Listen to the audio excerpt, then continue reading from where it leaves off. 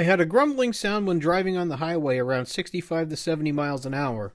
I tried to figure out what it was and learned it was the driver's side front wheel bearing. When the car was jacked up, there was play when you grabbed the wheel from top to bottom and side to side. Like everything else on this car since I've had it, I decided to attempt to fix this myself, and I did. Come along with me and I'll show you. You can do this fix yourself and save lots on labor costs. First thing that you have to do is strip almost everything off of the hub. Take off the tire, the caliper and brakes.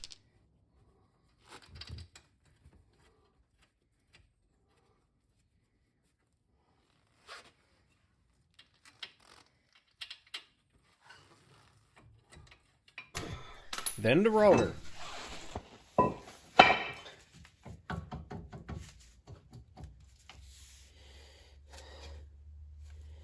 Now we have to take off the ABS sensor. You'll need a 10mm socket to get it off. Then we want to take off the ABS sensor and brake hose mount off of the strut. I believe that's a 12mm bolt.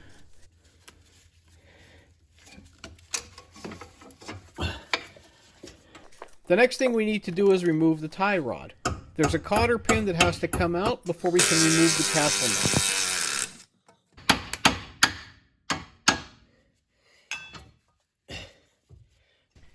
Now to pull the hub.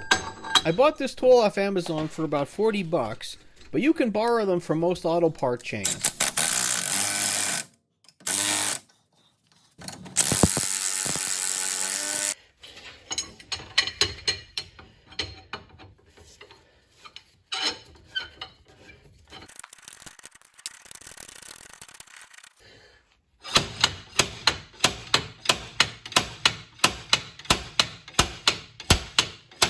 This 5-pound slide hammer does a good job. I was surprised on how well it worked. I was really expecting a much harder time with this.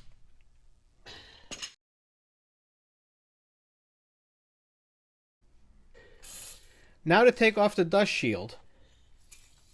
Yeah, this didn't go so well. By the way, it's a 30T Torx bit.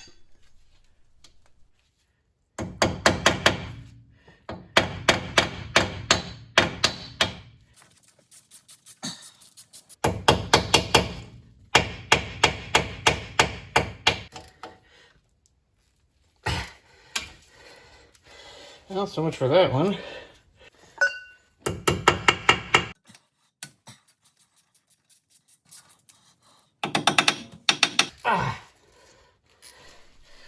We have to remove the nut on the CV shaft.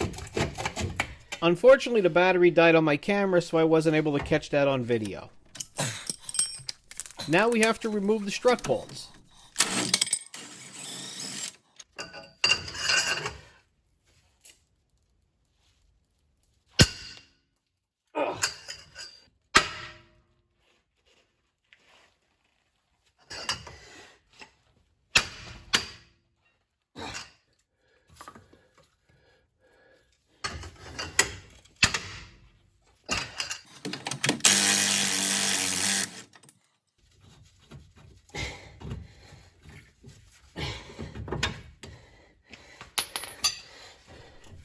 Tilt the wheel assembly down and remove the CV shaft.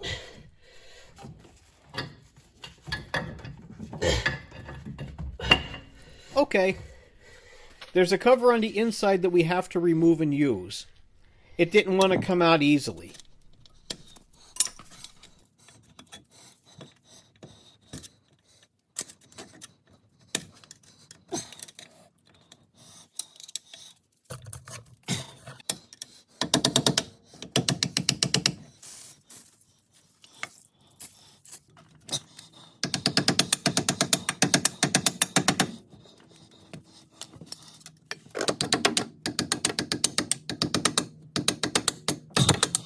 Now we can see the big snap ring that holds the wheel bearing in place.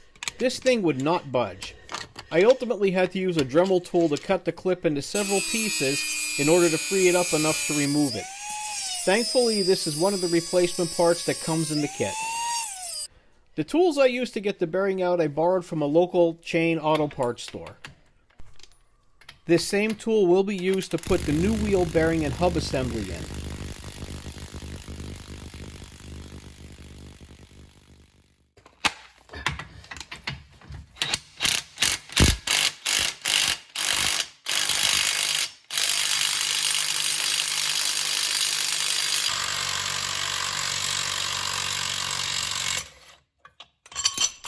Here's the old wheel bearing. Now I can clean everything up and start putting everything back together inside the knuckle.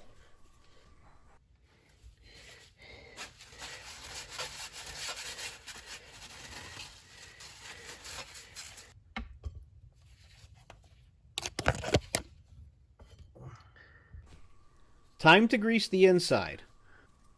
I'm going to do the same thing with the wheel bearing. We're going to set the wheel bearing in from the back of the knuckle. Make sure you have the wheel bearing level before you start pressing it back in. If you don't, it's going to be a bear.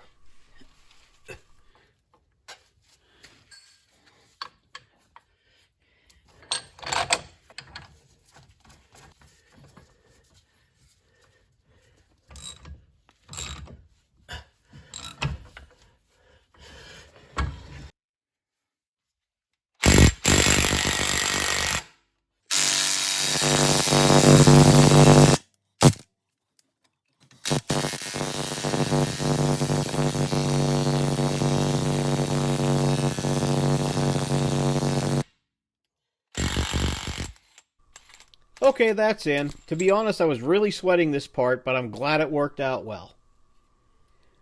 Now for the snap ring. I'm greasing this up too. To set it, I'm going to use a large pair of needle nose pliers.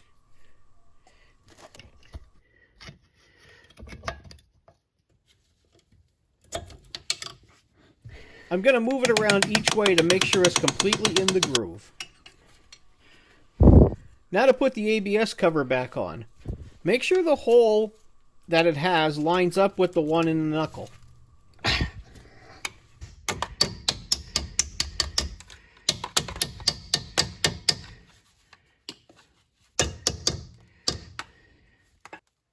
Now I'm putting the dust shield back on. I have 2 good bolts to secure it. Since I snapped off the other 2 bolts, I'm going to be putting silicone in those spots and also on the dust shield, so this way it doesn't rattle. Now to put the hub assembly in. I'll grease this and the inside of the wheel bearing. Make sure you use a part of the press tool that fits the knuckle as tightly as possible. And also make sure you start off level.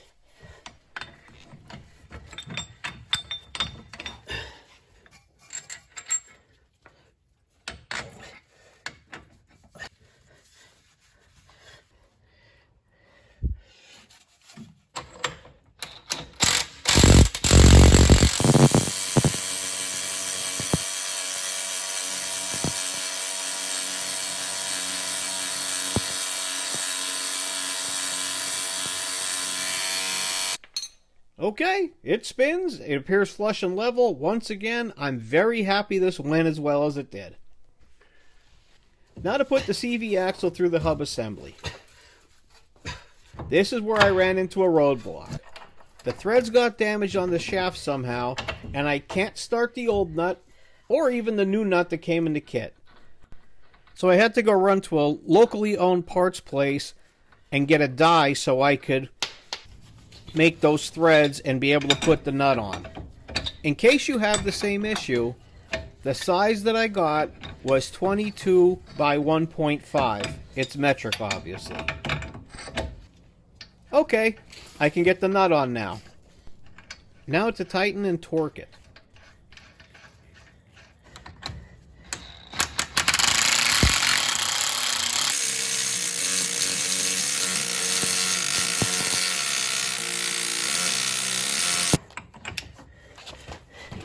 Don't forget to whack a dimple in the nut where the keyway is on the axle shaft.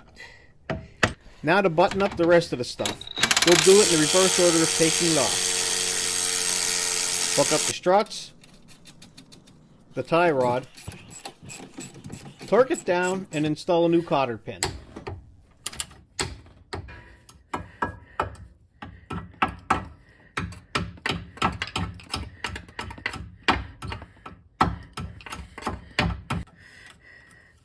Reinstall the ABS and brake hose bracket on the strut. Tighten your 12mm bolt. Put the ABS sensor back in and secure the 10mm bolt. Put it on the rotor. Reinstall the caliper and brakes. And last but not least, the tire. And obviously, before you go anywhere, make sure you pump your brakes several times before you pull out, so this way that that caliper and the brake pads seat on that wheel. I can't say how accomplished I feel doing this all by myself. I saved money, learned a thing or two, and kept an old car that now has 397,000 miles on it safely back on the road. If this was of value to you, please share, like, subscribe, and comment. Let me know if this was helpful. Please check out my other videos and tell a friend. Thank you for watching.